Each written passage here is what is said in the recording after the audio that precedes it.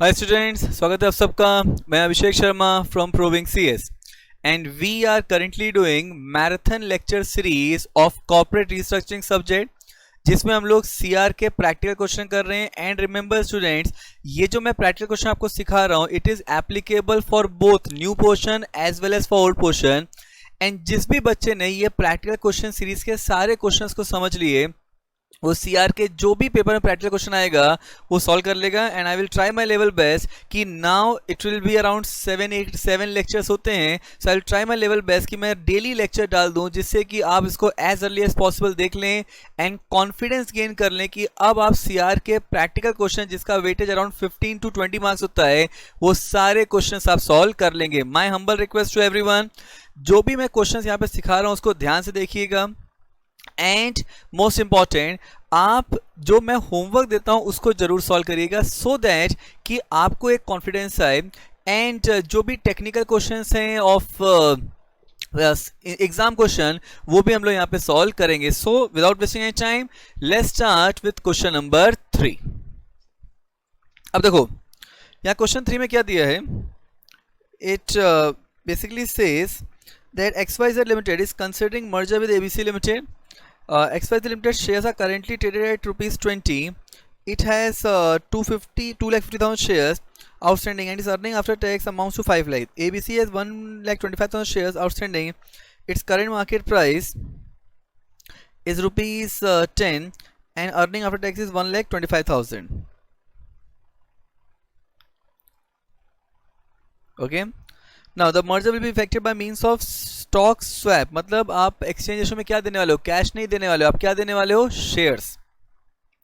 ABC Limited has agreed to a plan under which XYZ will offer, देखो ये important है, will offer the current market value of ABC Limited shares। इसका अच्छा, offer कौन करता है, बायर करता है, सेलर करता है?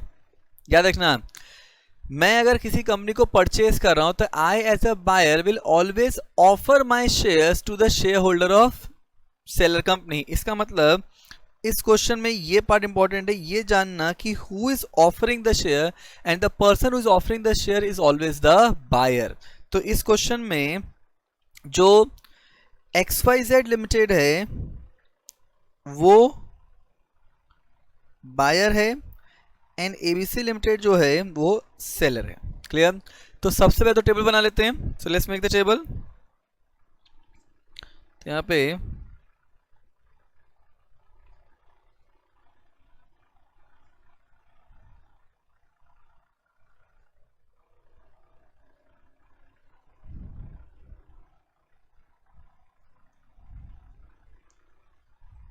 क्लियर? अब देखो नेट प्रॉफिट कितना दिया है। XYZ का नेट प्रॉफिट है 5 lakhs,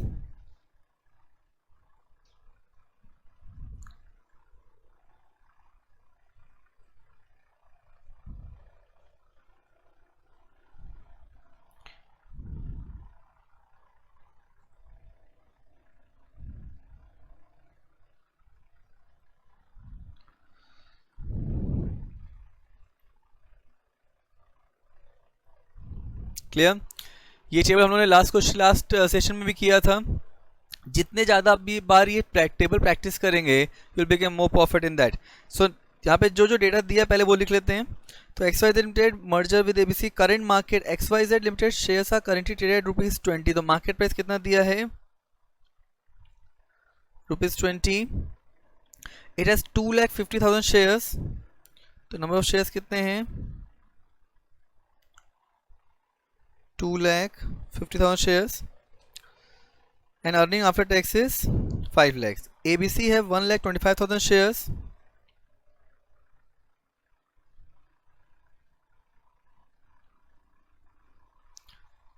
earning after tax is 1,25,000 and market price is ₹10.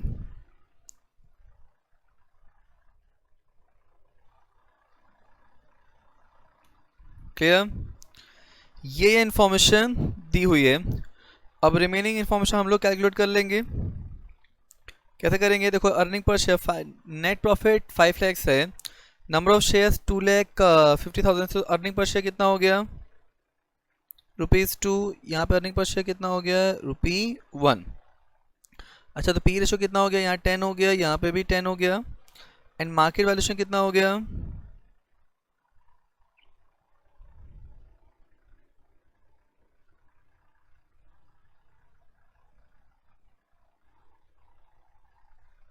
$50 lakhs। And यहाँ कितना हो गया? 12,50,000। ओके, अब क्वेश्चन में क्या पूछा है? What is the pre merger earning per share and P ratio of both the companies. ये हो गया अपना। सही क्या लिखा है? If ABC limited P ratio is 6.4, what is the current market price, what is the exchange ratio, what will the XYZ limited post merger EPS. Okay, मतलब यहाँ पे ना what they are saying, they are asking you to calculate the entire thing whereby the P of ABC being given not 10 but 6.4. okay, तो यहाँ पे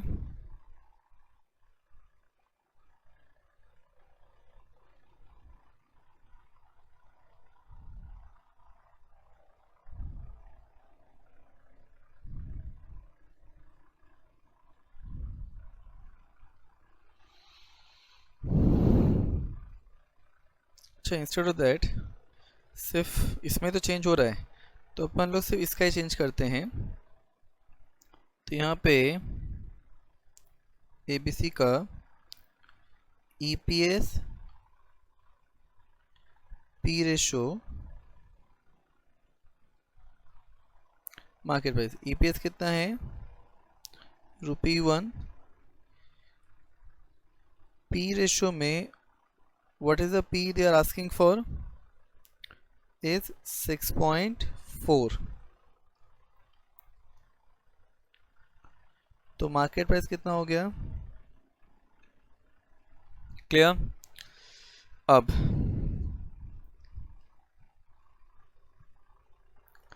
if this is the market price, now तो अपने को क्या निकालना है? Current market price, what is the exchange ratio. तो यहाँ पे so therefore exchange ratio based on market price क्या होगा? Market price of seller upon market price of buyer. तो मार्केट प्राइस ऑफ सेलर कितना हो गया? 6.4। मार्केट प्राइस ऑफ बायर कितना हो गया? 20। तो कितना आ गया exchange ratio? 0.32:1। Done. This is only for the second part calculation के लिए है, समझा? तो 20 रुपीज है मार्केट प्राइस ऑफ बायर। तो if that is the case, तो इसका मतलब क्या हुआ?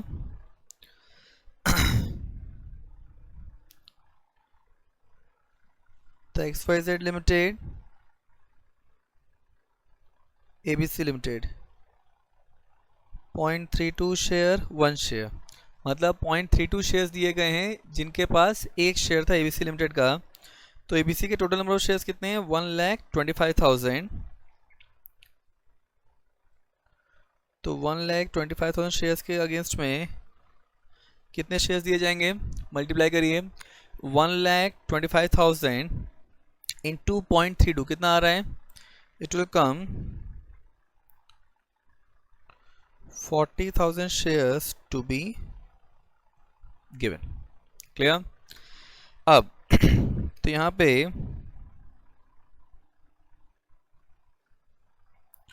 पोस्ट मर्जर कितना हो जाएगा? तो यहाँ पे net profit, what is the net profit? 5 lakh plus 1,25,000 कितना हो गया? 6,25,000। कोई सिनर्जी गेन है? नहीं।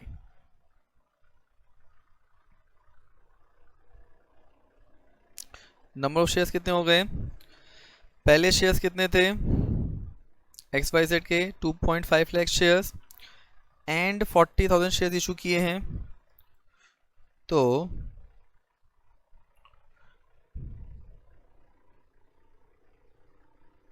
2,90,000 शेयर्स, तो यहाँ पे EPS कितना हो गया? तो EPS विल बिकेम 2.1552। याद क्लियर? अब तो क्वेश्चन में क्या पूछा था? If ABC limited P ratio 6.4, what is the current market price मिल गया, what is the exchange ratio भी मिल गया, what is the XYZ limited post merger EPS will be. Done. Third क्या लिखा है? That what should be the exchange ratio if XYZ limited pre merger and post merger EPS to be same. ये आप लोग बताया था कि जब exchange ratio is calculated on the basis of EPS, then post merger and pre merger EPS of XYZ limited will remains the same. तो यहाँ पे बोलो एग्जैक्टली क्या आपसे क्वेश्चन में पूछ रहे हैं। इस क्वेश्चन जो तो सबसे खूबसूरत पार्ट है वो सेकेंड पार्ट है। तो इसमें आपसे क्या पूछ रहे हैं वो लोग कि आपको एक्सचेंज रेशियो निकालना है on the basis of EPS। तो इसका मतलब they are asking exchange ratio on the basis of EPS। Clear? तो निकाल लेते हैं। तो यहाँ पे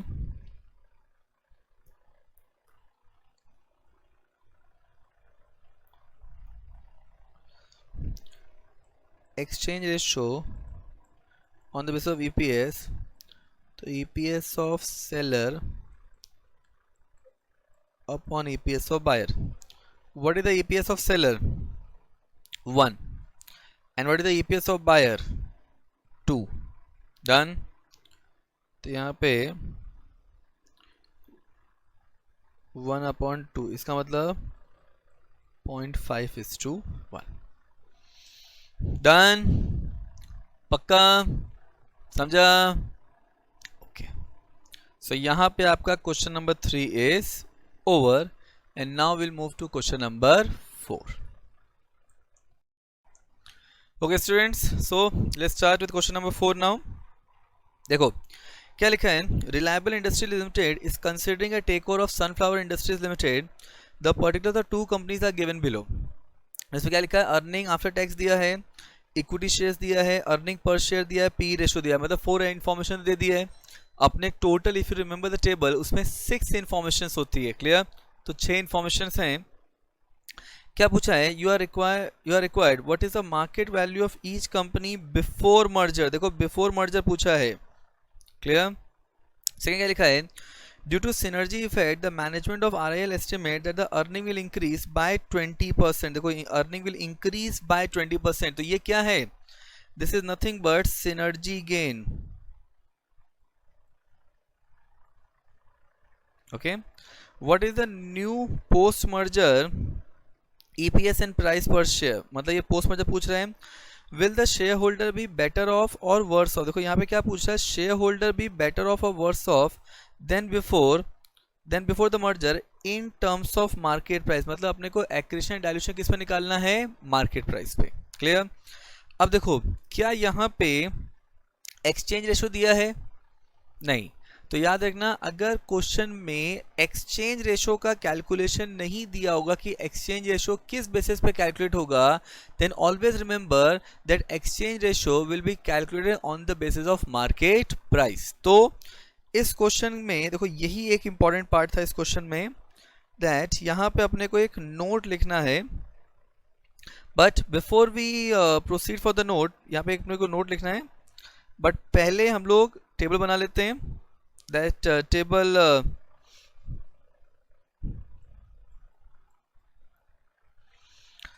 now कंपनी का नाम क्या क्या है? RIL and SIL।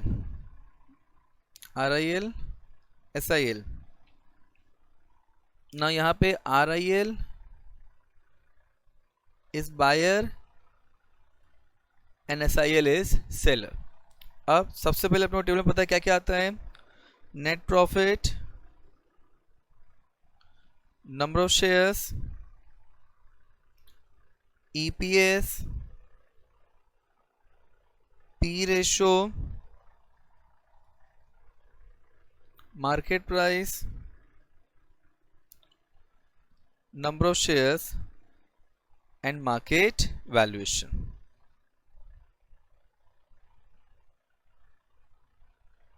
चलो अब जो जो इन्फॉर्मेशन पहले दिया है वो नोट कर लीजिए। क्या क्या इन्फॉर्मेशन दिया है? अर्निंग आफ्टर टैक्स दिया है 20 lakhs and 10 lakhs.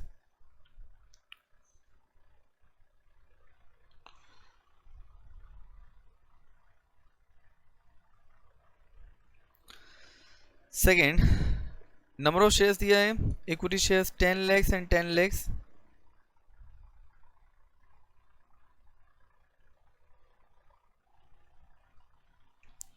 Then earning per share दिया है 2 and 1।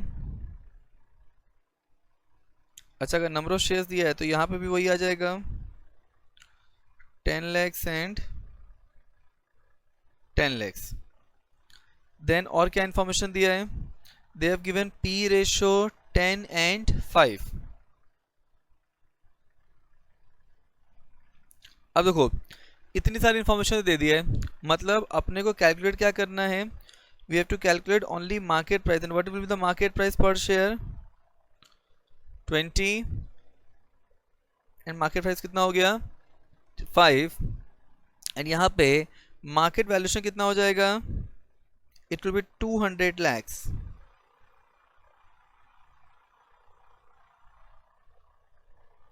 और यू कैन से 2 करोड़। और इधर कितना हो जाएगा? 50 लैक्स। डन। चलो अब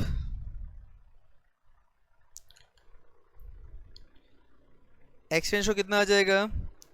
it will be on the basis of market price, क्योंकि बेसिस ऑफ एक्सचेंज रेशो का कैलकुलेशन नहीं दिया है कि how to calculate the exchange ratio if the basis is not given, then it will always be calculated on market price. ये याद रखना।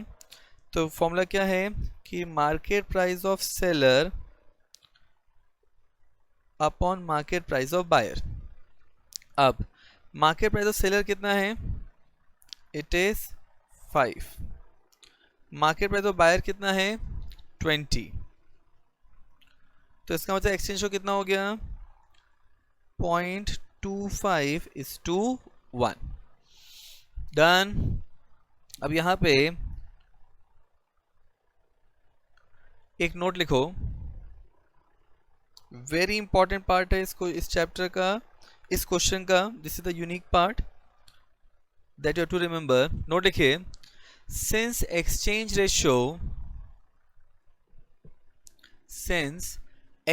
ratio is not specified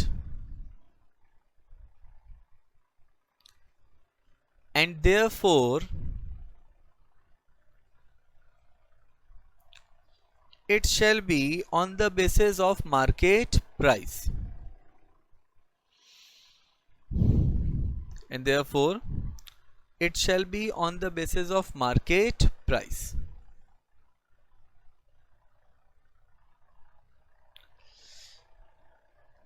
एक और नोट लिखिए, ये मैंने पीछे भी डिस्कस किया था। If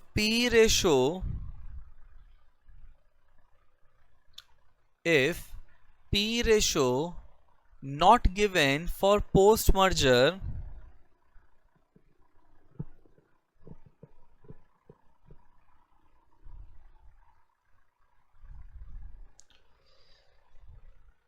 for the buyer company,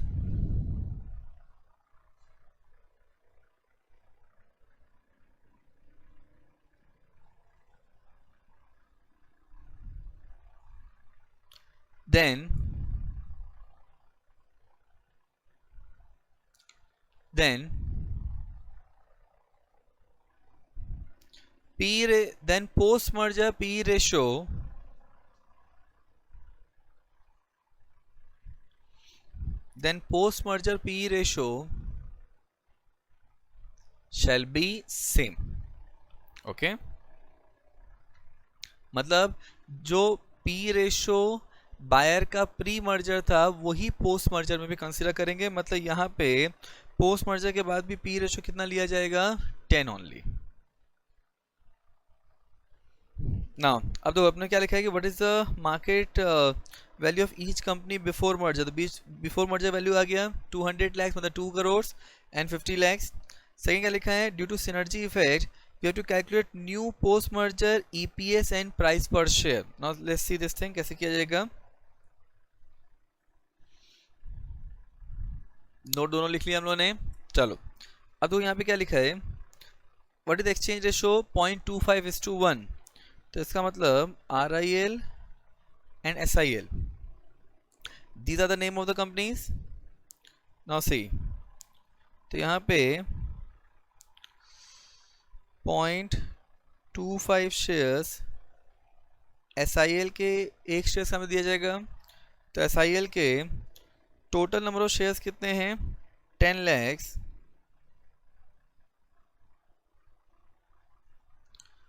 तो 10 लाख शेयर्स सामने RIL अपने कितने शेयर्स इशू करेगा, 2,50,000 shares to be given. Done. अब देखो, अब यहां पे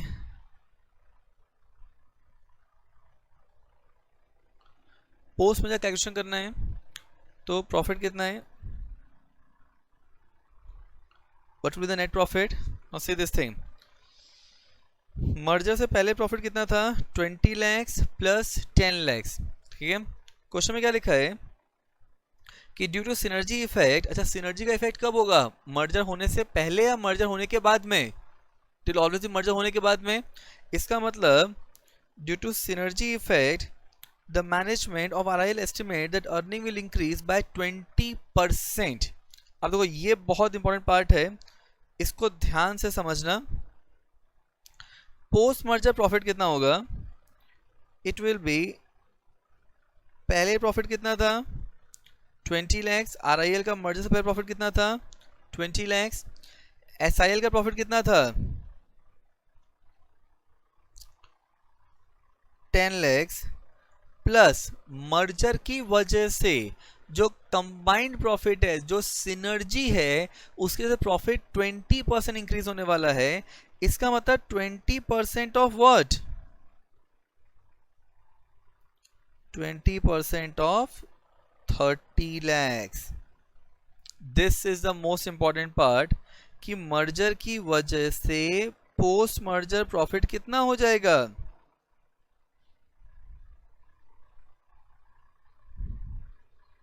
तो it is 20 lakhs plus 10 lakhs plus जो सिनर्जी का इफेक्ट है वो तो कंबाइंड पे ही आएगा ना, 20 lakhs plus 10 lakhs.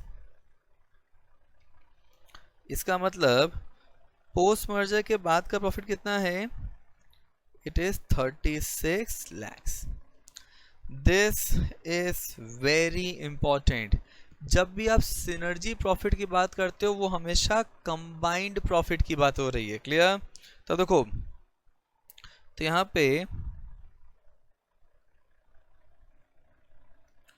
Post merger net profit कितना हो गया 36 lakhs. नंबर ऑफ शेयर्स कितने हैं, और सी दिस थिंग, पहले RIL के नंबर ऑफ शेयर्स कितने थे 10 lakhs एंड कितना नया शेयर इशू किए हैं 2.5 lakhs. मतलब टोटल नंबर ऑफ शेयर्स कितना हो गया 10 lakhs प्लस 2.5 lakhs, मतलब कितना हो गया 12.5 lakh shares.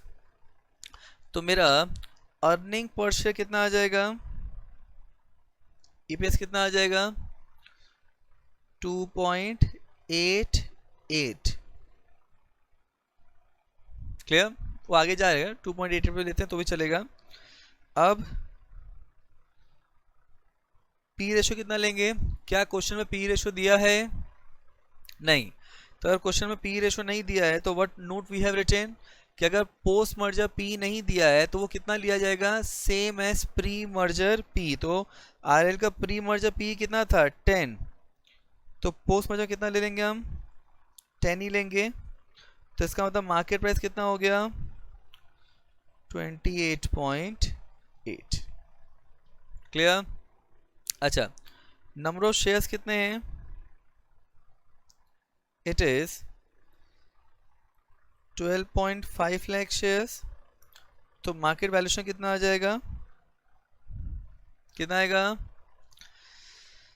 28.8 multiplied by 12.5 lakhs, तो कितना आ गया, it is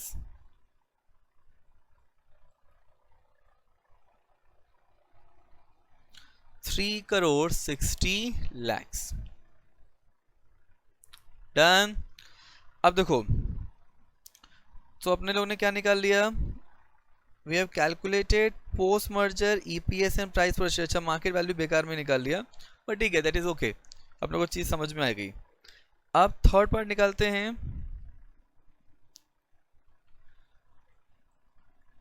accretion and dilution in market price for shareholder of both companies, and यहाँ पे exchange ratio is on the basis of market price है। तो यहाँ पे कितना आ रहा है accretion dilution, RIL SIL, pre merger 1 share, merger से पहले RIL के एक शेयर की वैल्यू कितनी थी, 20 रुपीज,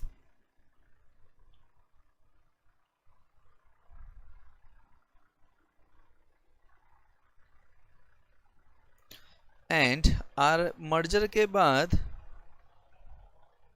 RIL के एक शेयर की वैल्यू कितनी हो गई, 28.8। तो एक्रीशन हुआ या डाइल्यूशन हुआ शेयर होल्डर को on the basis of market price, तो इट इज 8.8 का एक्रीशन हो गया। अच्छा, यहां पे SIL का 1 शेयर का वैल्यू मर्जर से पहले कितना था, इट इज 5 रुपीज,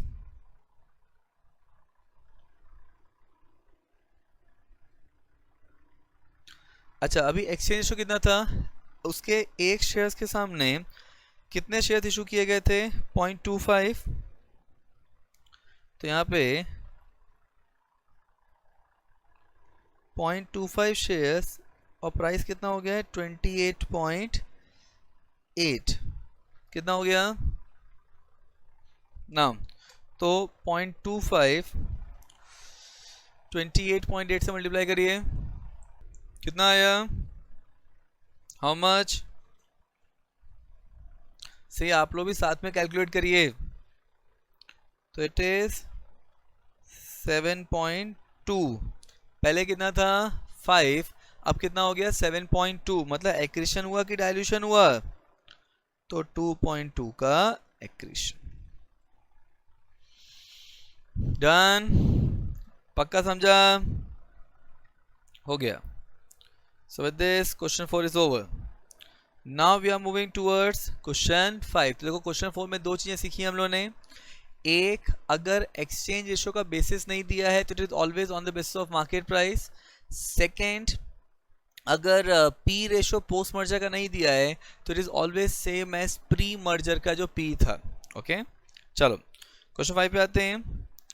क्या लिखा है, A limited is considering taking over of B limited and C limited, मतलब ए जो है वो B limited and C limited का टेक ओवर सोच रहा है। इसका मतलब ए यहाँ पे बायर है एंड पोटेंशियल सेलर कौन है, B and C. The financial data for the three companies are as follows. Equity share capital दिया है, देखो very important part, equity share capital दिया है, ये नंबर ऑफ शेयर्स नहीं है, ये number of shares into face value है। अर्निंग दिया है, मार्केट प्राइस पर शेयर दिया है। आई क्या लिखा है, price earning ratio calculate P exchange ratio, earning per share of A Limited after acquisition of B Limited and C Limited separately। अपने को अर्निंग पर शेयर निकालना है एंड सेपरेटली, मतलब जब वो दोनों कंपनीज को सेपरेटली एक्वायर करेगा। Will you recommend the merger of either और both the companies, justify your answer. तो सबसे पहले तो टेबल बना लीजिए। अच्छा, इस क्वेश्चन में याद रखना, इस क्वेश्चन में ए लिमिटेड जो है वो बायर है, बी एंड सी दोनों सेलर है। Clear? You have to guide the board of director as a advisory to the board that कि ए लिमिटेड को if you are say if you being a company secretary और KMP of A limited, तो आपको ए को ये guide करना है A limited को कि उसको बी लिमिटेड को एक्वायर करना चाहिए या सी को एक्वायर करना चाहिए या दोनों को। तो यहाँ पे मेजरली जो क्वेश्चन में आपसे पूछा जा सकता है वो सेपरेट का जस्टिफिकेशन मांगा गया। क्लियर? तो सबसे पहले तो हम लोग टेबल बना लेते हैं। अब यहाँ पे ना सेपरेट टेबल मत बनाना, मतलब इन द सेंस कि ए का दो बार मत बनाना, तीनों को एक साथ ही क्रिएट कर सकते हैं।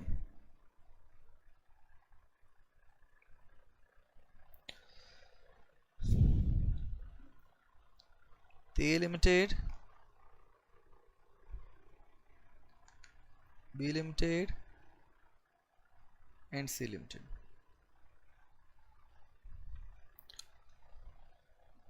Net profit. Now see, what is the net profit? क्या दिया है? 90, 18, 18, 90, 18, 18। अब नंबर ऑफ शेयर, देखो बच्चे यहाँ गलती करते हैं, यहाँ पे अपने को नंबर ऑफ शेयर्स लिखना है और क्वेश्चन में क्या दिया हुआ है? क्वेश्चन में उन्होंने कैपिटल दिया है, समझ रहे हैं? दे हैव गिवन द कैपिटल। तो यहाँ पे फेस वैल्यू 10 रुपये दिया, तो नंबर ऑफ शेयर्स कितने हो जाएंगे? 45, 18 और 9। तो 45, 18 एंड 9, तो अपना अर्निंग पर शेयर आ जाएगा। अच्छा, have they given the earning per share in the question? नहीं, मार्केट प्राइस दिया हुआ है। तो इसे आगे देखते हैं। तो यहाँ पे पी रेशो, तो यहाँ आ गया, क्या कर रहा हूँ मैं, कहाँ बॉर्डर मार्जिन पे लिख दिया। तो पी रेशो, तो यहाँ पे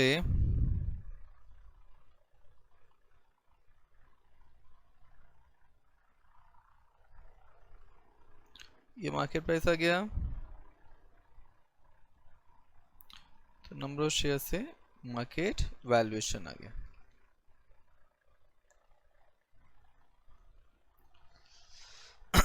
नंबर ऑफ शेयर्स कितना था ऊपर? 45, 18, 9, तो 45, 18, 9। अच्छा, मार्केट प्राइस दिया हुआ है 60, 37, 46, तो 60, 37 and 46. Okay, now we have to calculate, मतलब उन्होंने तीन इंफॉर्मेशन दे दिया है, नेट प्रॉफिट दे दिया है, नंबर ऑफ शेयर दे दिया है, मार्केट प्राइस दे दिया है। तो रिमेनिंग तीन इंफॉर्मेशन हम लोग निकाल लेंगे। तो फटाफट निकालिए प्लीज। चलो किया। अब देखिए, तो ईपीएस कितना हो गया? ए लिमिटेड ईपीएस कितना हो गया? 2, बी लिमिटेड कितना हो गया EPS? 1 and C limited EPS कितना हो गया? 2। अच्छा, मार्केट प्राइस दिया है तो पी रेशो कितना हो जाएगा? ए का पी कितना हो जाएगा? 30, बी का पी कितना हो जाएगा? 37 एंड सी का पी कितना हो जाएगा? 23 एंड मार्केट वैल्यूएशन कितना हो जाएगा? ए का इट विल बी 2700। कैसे आया? 60 इंटू 45 करो, तो market valuation is equal to 2700। अच्छा, all the figures are basically in million. Clear? तो 2700, देन इसका कितना आ गया? 666 एंड सी का कितना आ गया? 440। डन। अब क्वेश्चन ये है कि have they given the basis जिसमें हमको एक्सचेंज रेशो निकालना है? क्या उन्होंने दिया ऐसा कुछ? नहीं। तो अगर नहीं दिया होगा तो एक्सचेंज रेशो किस बेसिस पे निकलेगा? मार्केट प्राइस पे। अभी बताया था that if the basis of calculating exchange ratio is not given then it will always be calculated on market price. तो यहाँ पे proposal 1 acquisition of B limited by A limited. मान लेते हैं कि बी को प्रपोजल फर्स्ट है that वो बी का एक्विजिशन करे ए लिमिटेड। ओके, तो यहाँ पे what will be the exchange ratio? Based on market price तो क्या हो जाएगा? Market price of seller upon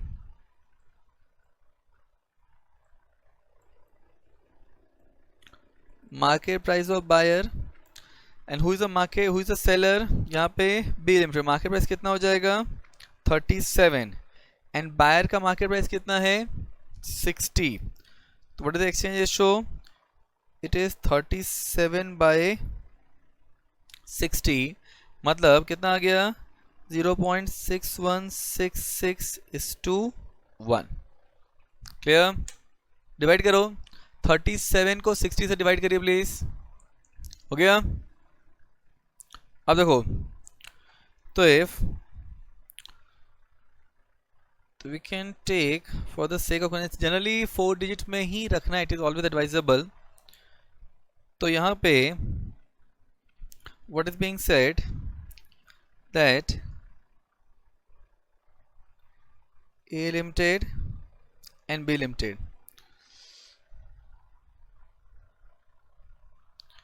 B के 1 शेयर्स के अगेंस्ट में A का कितना शेयर्स दिया जा रहा है? 6167 शेयर्स। तो B लिमिटेड के टोटल नंबर ऑफ शेयर्स कितने हैं? 18 मिलियन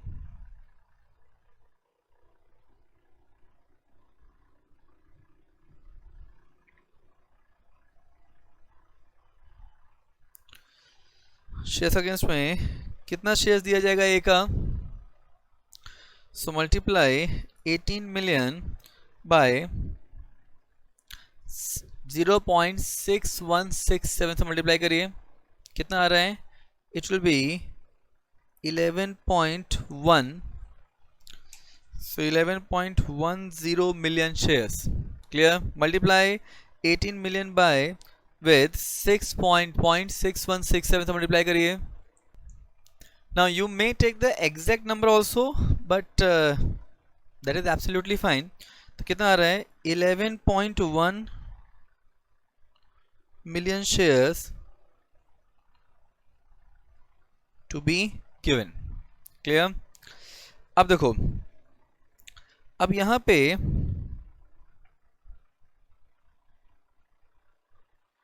पोस्ट मर्जर निकालो। तो पोस्ट मर्जर नेट प्रॉफिट कितना आ रहा है? अगर ए और बी सेम हो गए तो कितना आ जाएगा नेट प्रॉफिट? 108। कुछ सिनर्जी गेन दिया है? नहीं। कितना आया? 90 मिलियन प्लस 18 मिलियन। अच्छा, नंबर ऑफ शेयर्स कितने हैं? तो नंबर ऑफ शेयर्स पहले कितने थे? 45 million. So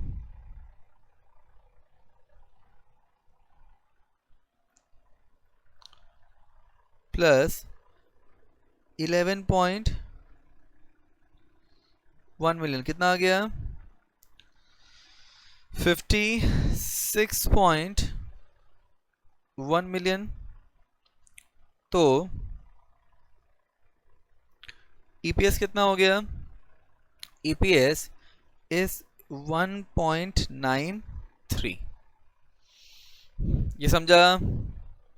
पक्का? अब देखो, ये था इफेक्ट अगर प्रपोजल 1 देखते हैं which is acquisition of A limited by B limited by A limited. अब सेकेंड प्रपोजल देखते हैं। तो यहाँ पे proposal 2 acquisition of C limited by A Limited. Now what will be the exchange ratio? So market price of seller upon market price of buyer. What is the market price of seller? 46. And what is the market price of buyer? 60.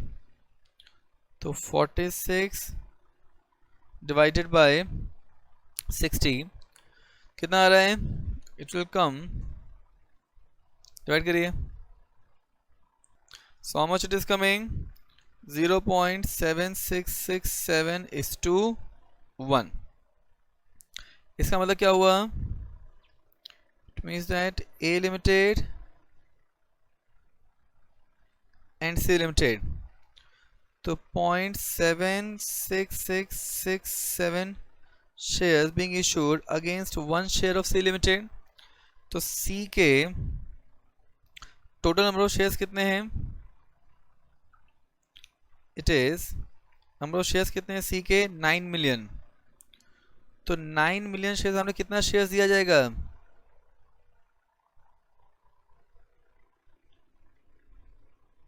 Cross multiply. So 9 million से 0.7667 को multiply करिए. क्या multiply? कितना आ रहा है? It is 6.9 million shares to be given. अब देखो तो पोस्ट मर्जर कितना हो जाएगा? Now what will be the post merger effect? Post merger में नेट प्रॉफिट कितना आ गया? अगर ए और सी का ट्रांजेक्शन होता है तो नेट प्रॉफिट कितना आ जाएगा? 90 एंड 18 मतलब 108. तो 108 कैसे आया? 90 मिलियन प्लस 18 मिलियन. अच्छा, नंबर ऑफ शेयर्स कितने हो गए? पहले कितना था? It was 45 million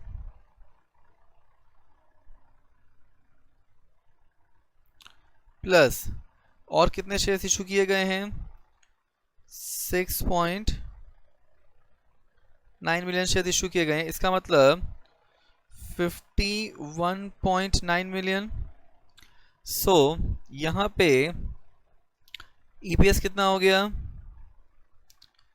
EPS will B 2.08. करो डिवाइड. अब देखो, अब एक चीज समझो सब लोग, ध्यान से देखिएगा इस चीज को. मर्जर से पहले जब मर्जर नहीं हुआ था तो A का EPS कितना था? 2. क्लियर? अगर आप मर्जर कर रहे हो तो आप क्या चाहोगे कि आपका मर्जर के बाद अर्निंग पर शेयर बढ़े या कम हो? ऑब्वियसली बढ़ना ही चाहिए. तो मर्जर से पहले 2 था. अगर A और B का ट्रांजेक्शन होता है तो अर्निंग पर शेयर कितना हो जा रहा है? 1.93 मतलब 2 से कम हो गया. लेकिन अगर C से ट्रांजेक्शन होता है तो अर्निंग पर शेयर बढ़ गया. तो यहाँ पे ट्रांजेक्शन किसका होना चाहिए? इट मीन्स दैट यहाँ पे ट्रांजेक्शन A एंड C का होना चाहिए, न कि A एंड B का. क्लियर? आंसर लिखिए. समझा सबको? आंसर लिखिए अब यहाँ पे. Therefore, if A Limited acquire B Limited, then the earning per share is reducing from rupees 2 per share to rupees 1.93 per share,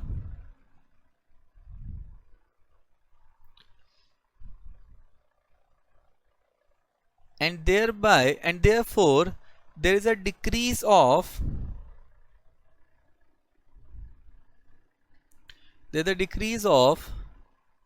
0.07 per share.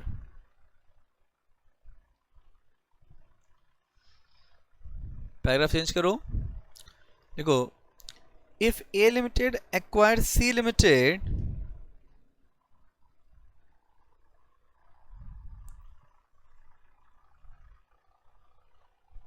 acquire C Limited, then the earning per share is increasing from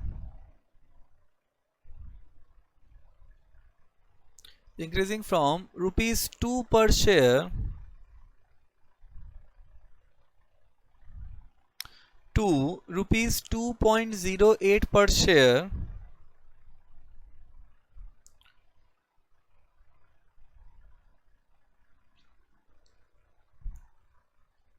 and therefore there is an increase of 0.08 per share.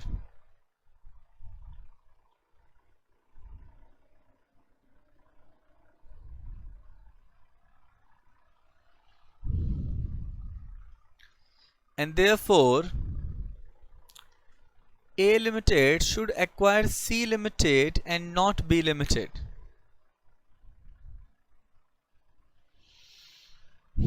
हो गया justification? चलो now अब आते हैं question number 6 पे. इसमें ना ये बोथ हटा देना यार, रखो तो भी फर्क नहीं पड़ता, क्योंकि उसको बी को एक्वायर नहीं करना चाहिए, सिर्फ सी को एक्वायर करना चाहिए. चलो now let's go to question number 6. ध्यान से क्वेश्चन देखते हैं क्या लिखा है. It says that ABC Limited is considering the acquisition of XYZ Limited. Their financial data at the time of acquisition is as follows. ABC का दिया है, XYZ का दिया है, ठीक है. नेट प्रॉफिट आफ्टर टैक्स दिया है, number of shares, earning per share, market price. देखो 4 इन्फॉर्मेशन दे दिया है, सिर्फ P नहीं दिया है, एंड मार्केट वैल्यूएशन वो हम लोग निकाल लेंगे. Assuming that net profit after tax of two companies will remain the same after amalgamation, मतलब there is no synergy gain. इसका मतलब क्या हुआ? Would remains the same मतलब no synergy gain, that is 36 lakhs. Explain the effect on EPS of the total merged company if ABC Limited offers to pay rupees 30 per share to the shareholder of XYZ Limited in the form of share. देखो इस question में ये सबसे important part है कि ABC जो है वो XYZ के शेयर होल्डर्स को कितना दे रहा है, रुपीज 30 पर शेयर दे रहा है. मतलब XYZ के जो शेयर होल्डर है उनको 1 शेयर्स के अगेंस्ट में वो 30 रुपए दे रहा है. बट वो 30 रुपए कैसे दे रहा है? कैश के फॉर्म में नहीं दे रहा है, शेयर्स के फॉर्म में दे रहा है. And that is how you have to calculate the exchange ratio, and then they are asking for effect on EPS. मतलब यहाँ पे एक्रीशन डायल्यूशन नहीं पूछ रहा है, दे आर सेइंग कि मर्जर के बाद मर्ज एंटिटी के EPS पे क्या इफेक्ट होगा. मतलब they are asking basically post merger EPS. देखो ध्यान से क्वेश्चन पढ़ोगे, explain the effect on EPS of the total merged company. मतलब they are not asking from the shareholder point of view, they are asking from the company point of view. Clear? चालू करें. चलो तो सबसे पहले तो हम लोग टेबल बना लेंगे, तो फटाफट टेबल बनाइए. चलो स्टार्ट करें. तो यहाँ पे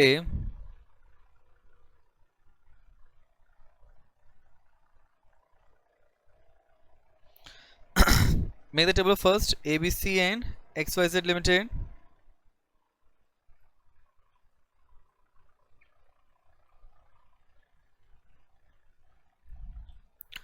Net profit,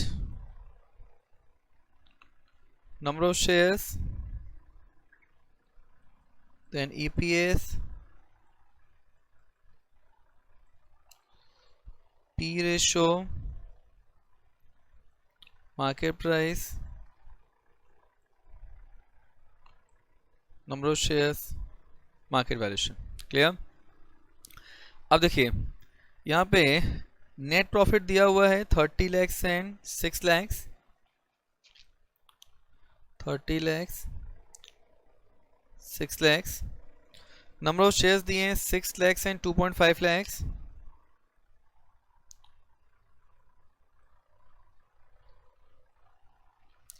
then earning per share दिया है 5 एंड 2.4.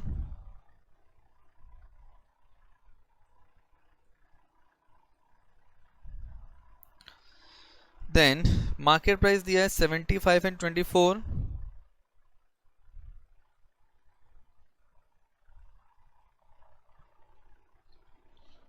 नंबर ऑफ शेयर्स दिया ही हुआ है. अब जो बची इंफॉर्मेशन है वो लोग निकाल सकते हैं। देखो मेजॉरिटी तो सब कुछ दे ही दिया है, तो P कितना हो जाएगा 15 एंड 10 एंड मार्केट वैल्यू कितना हो जाएगा 6 लैक्स इंटू 75 करो, कितना आ रहा है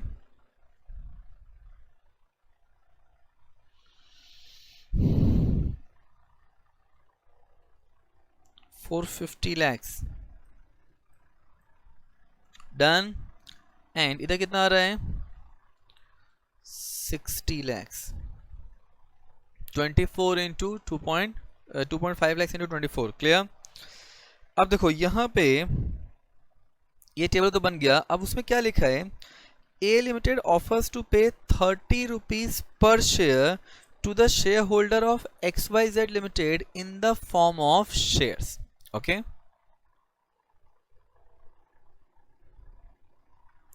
अब इस चीज को ध्यान से समझना।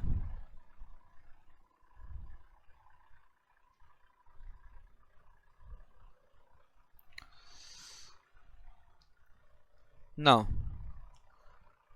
one share of ABC limited given, अगर मैंने आपको ABC लिमिटेड का एक शेयर दिया है। क्लियर। अच्छा, एक शेयर कितने का है ABC का 75 रुपीज का एक शेयर है। मतलब अगर मैंने आपको ABC का एक शेयर दिया है जिसकी वैल्यू 75 है, तो one share of ABC limited given is as good as rupees 75 given. मैंने आपको एक शेयर दिया, इसका मतलब मैंने एज गुड एज आपको 75 रुपीज दे दिया। अच्छा, मेरे को आपको कितना देना है रुपीज 30 टू बी गिवन, तो कितना आ जाएगा, इसका मतलब how many shares of A nifty to be given, इसका मतलब 0.4 share of ABC Limited to be given। इसका मतलब therefore एक्सचेंज को कितना हो गया 0.4:1। ये है इस क्वेश्चन की सबसे बड़ी जान कि आपको एक्सचेंज रेशो निकालना आना चाहिए।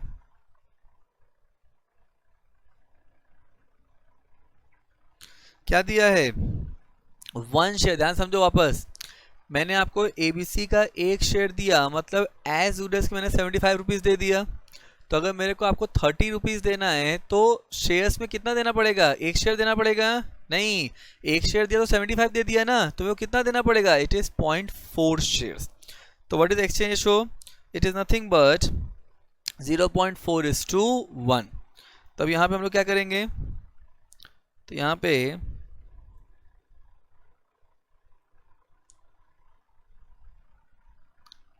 ABC लिमिटेड XYZ लिमिटेड, तो 0.4 शेयर्स दिया गया है एक शेयर्स के सामने।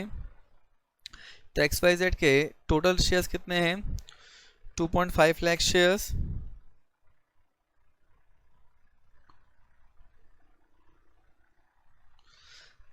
तो 2.5 लाख इंटू 0.4 करो, कितना आ रहा है, it is 1 lakh shares to be given. इसका मतलब पोस्ट मर्जर देखा जाए, अच्छा देखो पोस्ट मर्जर में हम लोग कहाँ तक सॉल्व करना है, सिर्फ EPS तक ही सॉल्व करना है, उसके आगे सॉल्व करने की जरूरत नहीं है, क्योंकि क्वेश्चन में सिर्फ आपसे इफेक्ट ऑन EPS पूछा है। कितना आ जाएगा पोस्ट मर्जर, तो नेट प्रॉफिट कितना हो गया, it is 30 lakhs plus 6 lakhs and there is no synergy gain।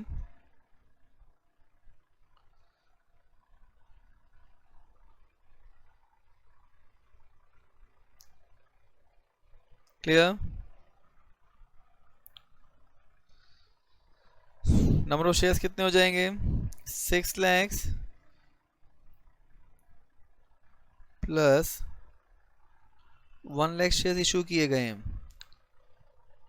तो 7 लाख हो गया। तो EPS कितना आ गया 36 लाख डिवाइडेड बाय 7 लाख, कितना आ रहा है 5.14। अच्छा, मर्जर से पहले ईपीएस कितना था? What was the EPS before merger? 5।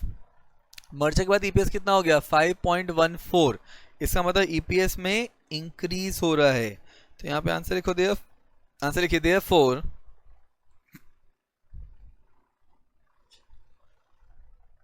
Due to merger the EPS increases from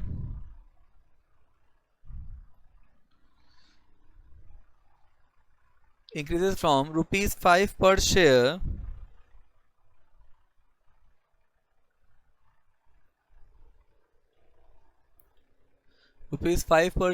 to rupees 5.14 per shares।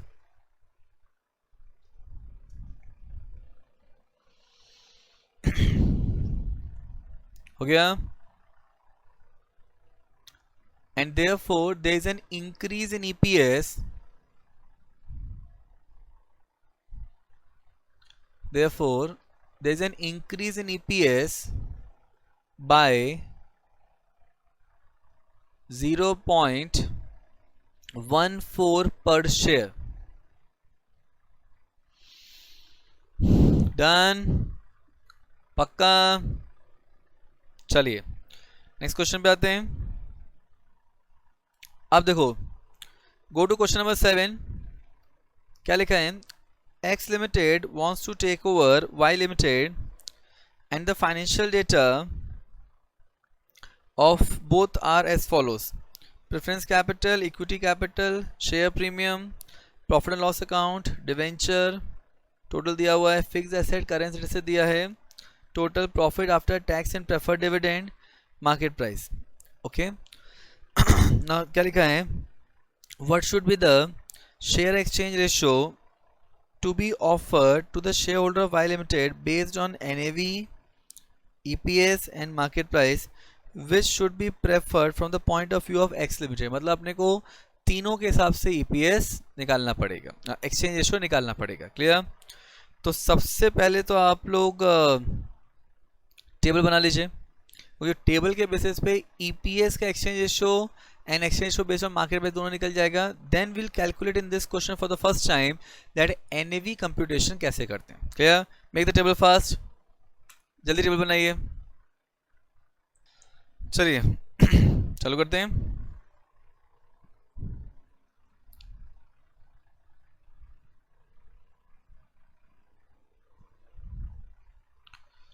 यहाँ पे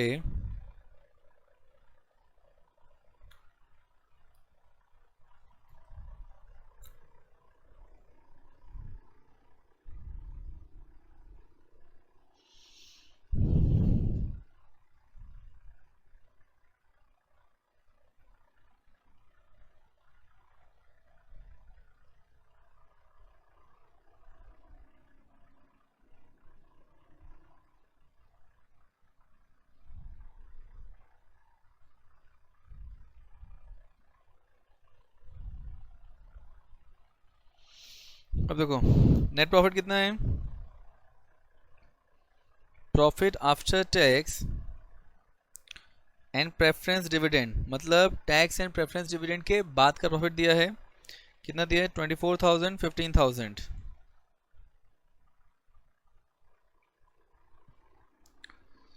नंबर ऑफ शेयर्स कितने दिए हैं? देखो, equity share capital of ₹10 each, ये कैपिटल दिया है 1,50,000, तो 10 रुपए का। तो नंबर ऑफ शेयर्स कितने हो गए? 10,000, 5,000। ईपीएस कितना हो जाएगा? अच्छा, पी रेशो दिया है? नहीं, मार्केट प्राइस दिया है 24 and 27। Done? So what will be the EPS? It will be 2.4 and 3 and P ratio कितना हो जाएगा? 10 and 9। डन?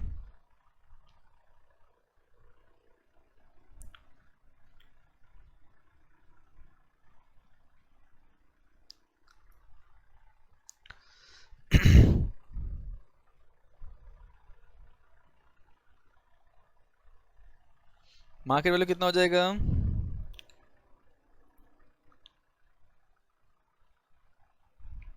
27 इंटू 5000 करो, कितना आ रहा है, 1,35,000। क्लियर। ये जो नीचे का पार्ट है वो नहीं भी कैलकुलेट करेंगे तो भी चलेगा। अब देखो, अब अपने को एक्सचेंज रेशो निकालना है। Exchange ratio on the basis of EPS, तो फॉर्मूला क्या है, EPS of seller upon EPS of buyer. तो what is the EPS of seller, 3, and what is the EPS of buyer, 2.4. so 3 divided by 2.4 कितना आ गया, 1.25:1। डन। Second, exchange show based on market price, क्या formula है, market price of seller upon market price of buyer. कितना आ गया, market price of seller कितना है, 27, मार्केट प्राइस ऑफ बायर कितना है, 24। तो 27 डिवाइडेड बाय 24 कितना आ रहा है, 1.125:1। ये समझा। चलो, अब हम लोग निकाल रहे हैं इस क्वेश्चन में जो थर्ड पार्ट दिया है वो है एनएवी का। अब यहाँ पे अपने को समझना है कि एनएवी कैसे निकलता है। देखो, what is net asset value,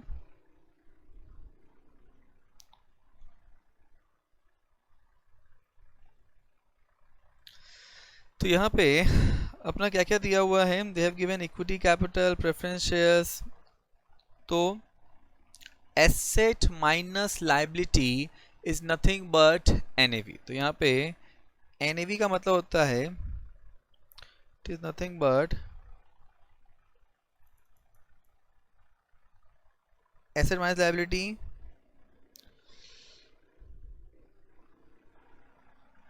upon number of shares. और एनएवी निकालने का दूसरा तरीका क्या होता है, equity share holders fund upon number of shares. अच्छा, यहाँ पे हम लोग जब नंबर ऑफ शेयर्स की बात करते हैं तो we talk about equity shares, क्योंकि मर्जर का रियल फायदा किसको होता है, प्रेफरेंस शेयर तो उतना ही रिटर्न मिलने वाला है ना, चाहे मर्जर हो या नहीं हो। मर्जर एक्विजिशन का रियल बेनिफिट हमेशा उस कंपनी के रियल ओनर्स पे आता है। And who are they are nobody else but the equity share holders. Clear. तो यहाँ पे कैसे करेंगे, X limited and Y limited.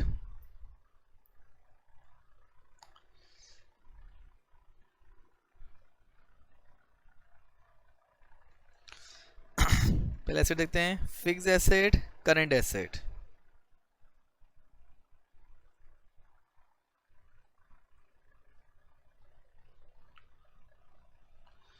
Total the fixed asset 1,22,000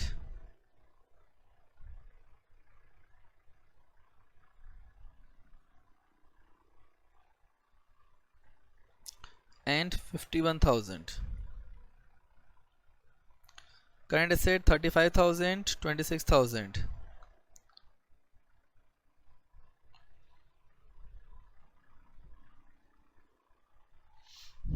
clear. तो इसका मतलब एसेट कितना हो गया, 1,73,061। डन। अब यहाँ पे लायबिलिटी क्या क्या है, प्रेफरेंस शेयर कैपिटल। देखो यहाँ पे ये लायबिलिटी है बिकॉज ये आउटसाइड लायबिलिटी है। देन डिवेंचर, ये दोनों अपने लिए क्या हो जाएगी, लायबिलिटी। यहाँ पे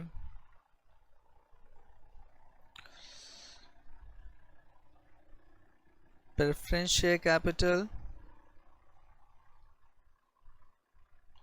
डिवेंचर।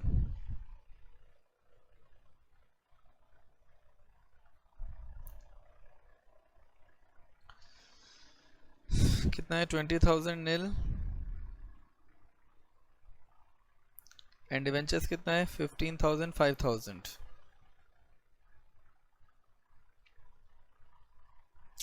तो यहाँ पे लायबिलिटीज कितना आ गया 35,000 and 5,000।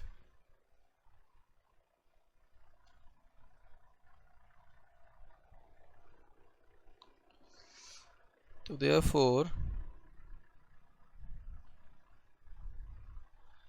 Net asset A minus B कितना हो जाएगा 1,73,000 माइनस 35,000 कितना आ रहा है 1,38,000 एंड 61,000 माइनस 5 कितना आ गया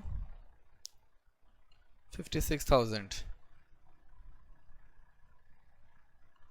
नंबर ऑफ शेयर्स कितने हैं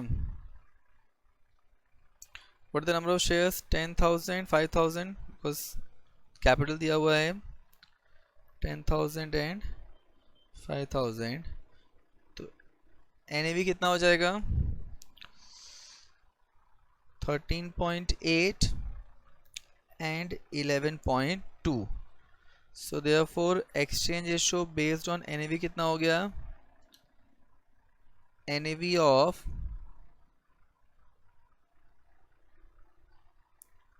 seller upon NAV of buyer। what is the NAV of seller 11.2। what is the NAV of buyer 13.8। तो कितना आ गया 0.8 डिवाइड करो डिवाइड करिए 11.2 डिवाइड बाय 13.8 कितना आ रहा है 0.8116:1 हो गया। अब तो क्या लिखा है what should be the preferred from the point of view of x limited, मतलब अपने को किसके पॉइंट ऑफ व्यू से एक्सचेंज का वैल्यू बताना है कि बेटर किसके लिए है एक्स लिमिटेड के पॉइंट से। अब देखो यहाँ पे what is the exchange ratio coming 1.25:1 if we are calculating exchange ratio based on EPS, then 1.125:1 if we are calculating exchange ratio based on market price, and 0.8116:1 if we are calculating exchange ratio based on NAV।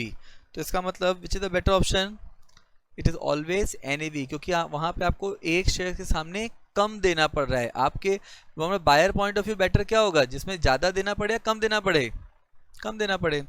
तो क्या आएगा so therefore